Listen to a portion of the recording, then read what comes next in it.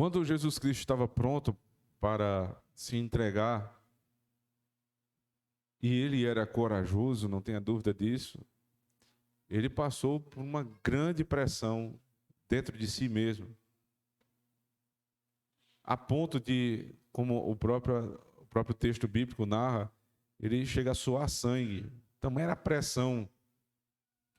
Os seus vasos começaram a explodir e começou a suar um pouco de sangue. E eu não tenho dúvida que Jesus, naquele momento, como homem, ele estava angustiado pelo que iria acontecer. Então, quando nós ouvimos uma pregação, irmãos, que nos ensina coragem, destemor, enfrentar inimigo, partir para cima, não acha que isso está anulando a nossa natureza que nos faz ter medo.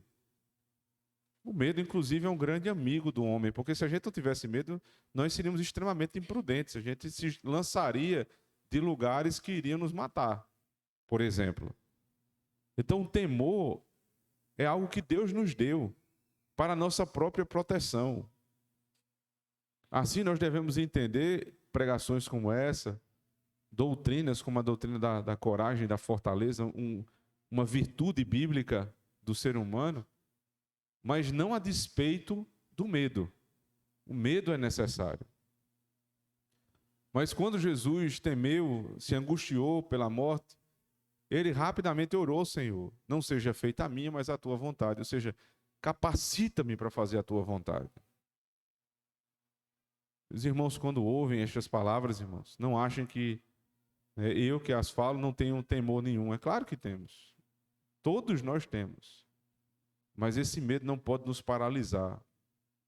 Este medo, este temor, não pode nos fazer deixar de cumprir aquilo que nós devemos de fazer. Não pode nos fazer negociar os princípios, irmãos. E o nosso pecado está neste ponto, não é no medo. É o domínio do medo sobre o domínio da coragem.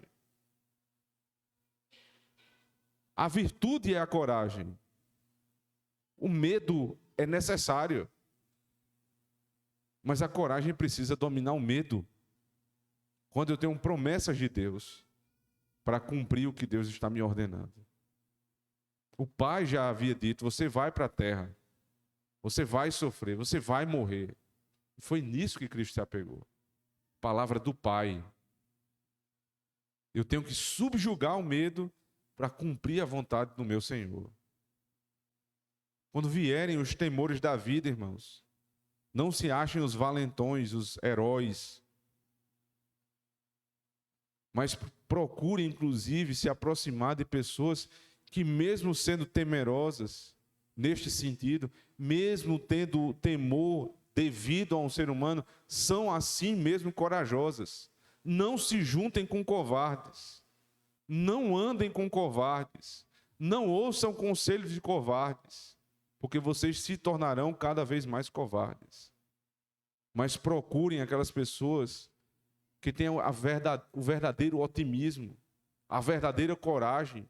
Quando você diz, vai falar para ele um projeto que você tem, ele vai lhe animar. Não em qualquer loucura, mas ele vai lhe animar e dizer: você tem o espírito correto, você precisa consertar isso e aquilo ali, o caminho é esse, mas continue.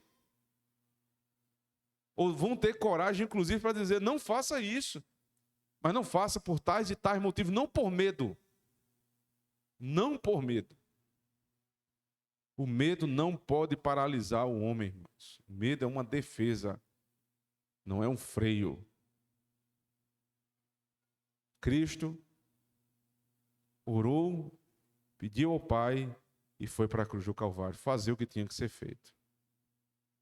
Nós não somos chamados à cruz. Já pensou nisso? O maior desafio e batalha que você tiver de enfrentar não é a cruz. Porque essa já foi enfrentada por Cristo. Sejamos corajosos, irmãos. Enfrentemos os nossos inimigos em Cristo. E sejamos vitoriosos com Ele. Amém.